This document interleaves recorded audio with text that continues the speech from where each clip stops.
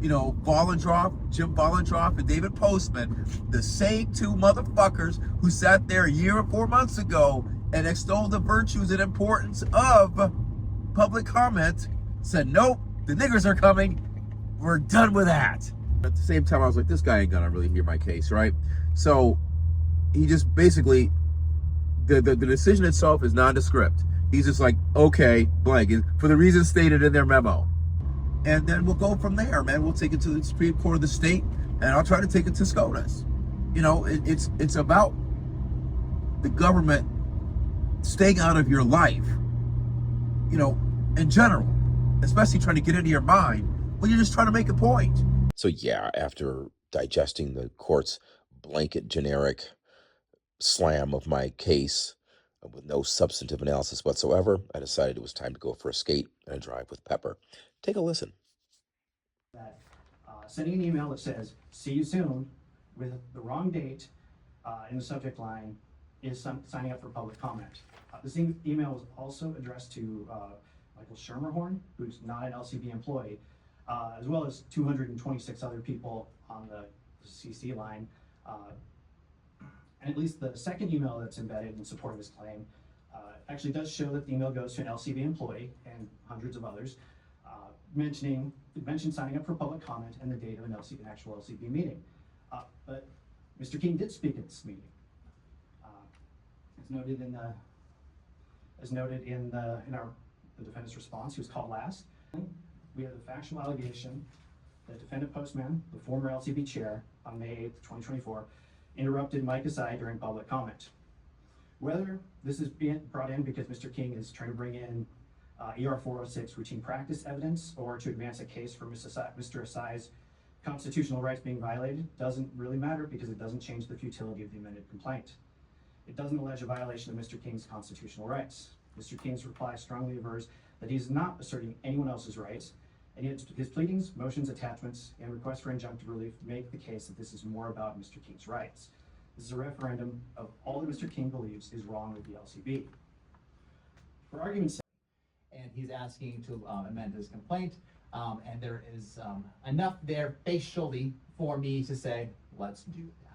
So what I'm doing is I'm granting the motion for leave to amend. I'm not saying that they're the strongest or anything else about those claims, but there is enough there for me to grant leave to amend. Some courts in these circumstances, when there's a leave to amend provided, while a motion to dismiss is pending, say, well, the motion to dismiss is moot now because we have a new complaint. I'm not doing that. I'm still going to be issuing a ruling on the prior motions that are pending soon. And to the extent that this amendment impacts that analysis, if at all, I'll identify that in my ruling. But right now, the long and the short of it is I'm granting leave to amend, and that changes nothing else. If I may just briefly, for the record, I highly disagree with the characterization set forth by opposing counsel of my allegations in this second amended complaint. And Totally, I understand, and that's that. So. Good evening, folks. Welcome to another installation of KingCast Justice. Motorsports part, well, let's get that over with quickly. Jane is getting her clutch done soon, so I'm going to order that up. So I'm out here slumming in the Bimmer. All right. Slumming in the Bimmer. All right, so here's the deal. As you may know, Judge Lanese gave the LCB everything they wanted in their motion to dismiss.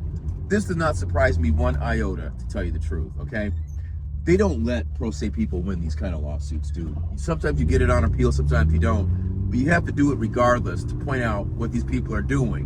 And my videos have showed exactly what they're doing, okay? Now, the key thing I want to tell you about this is the decision. I'm going to play tonight, I'm going to play a little bit of his courtroom address from the last hearing, which was June 20th, I think, on my motion for leave to file an amended complaint.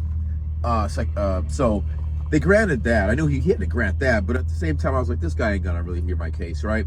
So he just basically, the decision itself is nondescript. He's just like, okay, blank, for the reasons stated in their memo, all right, which are a million things. So in one instance, that's good. In one instance, that's difficult, because you have to decide what your best arguments are on appeal to go there. And that's okay, so we'll do that. But the first thing I want you to know is that they never even had to answer my cited cases.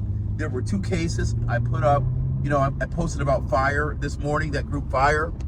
There were 2 cases I put up that they're working right now that are most analogous to this situation. We're talking about, the simple question is, did someone in government chill your First Amendment rights or your analogous state rights here in this state, okay? And when you look at the totality of the things that the LCB has done to me individually, hell yeah, they tried to chill and did chill my First Amendment expression. And then the other question, of course, is, you know, what they did to black and brown. And it basically comes down, like I said, to the swimming pool cases, okay? They were allowed to get away back in the day, most of the time, with shutting down an entire swimming pool rather than let some black folks get in it. And that's basically what the LCB did. Now the black folks are supposed to finally be getting their licenses, right? And, you know, they cut out the public speaking. But whites have had that opportunity for 10 years, okay? So it doesn't surprise me that he gave them the win. And it's just all about diligence, though, because I'm going to point out the things that happened. And I'm going to, you know, air it out in the Court of Appeals. I'll make my arguments there, do what I have to do to make the record. And then we'll go from there, man. We'll take it to the Supreme Court of the state, and I'll try to take it to SCOTUS.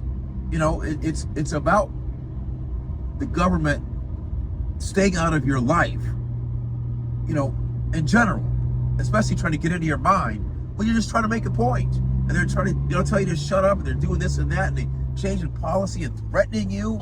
You know, it's just like, what did they have to do in order for me to win that case? You know, to just shoot me? You know, here, nigga, I'm gonna shoot you. My dude in the Volvo turbo wagon. You know, it's really, really something. So I'm not gonna keep you guys long. We're getting ready to go skate, as a matter of fact. Took a wrong turn back there, should have gone the other way. Let's fix that. But yeah, we'll keep you guys long. But that's really what I wanted to tell you. And it's I have one more point I wanted to say about this situation before I let you go. What was it? Just the aspect of knowing you're gonna lose, maybe. Was it the aspect of, oh, I know what it was, being a state attorney? You know, when you walk in there, you know, on a case like this, you know, sometimes if you're facing an intense battle over how a statute is written or applied to, like, a workers' comp case or something like that, sometimes a pro se person can win those, all right? When you're coming in there on a civil rights case, they don't want your black ass up in there fucking with them white people. Let's get it straight, all right? Come on now. You know, I mean, I'm not saying they would have done a white dude any differently, right? But they definitely don't want no niggas in there, all right? And that's the whole point. That's why they got rid of the speech policy in the first place, all right? Niggas were speaking up. They didn't like it, right? So you know, Jim Bollendroff and David Postman, the same 2 motherfuckers who sat there a year and 4 months ago and extolled the virtues and importance of public comment, said, nope, the niggers are coming. We're done with that. And that's exactly what the Whippoorwills did. That's exactly what it is. Now, back to the point about being a government lawyer, let me tell you something. I know the point I was going to make, and I'll let you go. I remember that experience because you walk into court and you already know that the deck is stacked in your favor, okay? You just show up with a fucking pulse and an AAG behind your name, and you're about 78.4% there, okay? And that's how it is. So that's what happened in this case. These guys just showed up, had a pulse, and showed up, and didn't even address the case law that I cited to, you know? So it's like the judge gave them the win. They went all around the bush and talked about some other cases that didn't have jack shit to do with what I was talking about, right? And that's how it is, all right? So anyway, guys, I'm gonna let you go, and I'll let you know when the appeal, when I'm gonna file what's called a Rule 59 first for reconsideration, and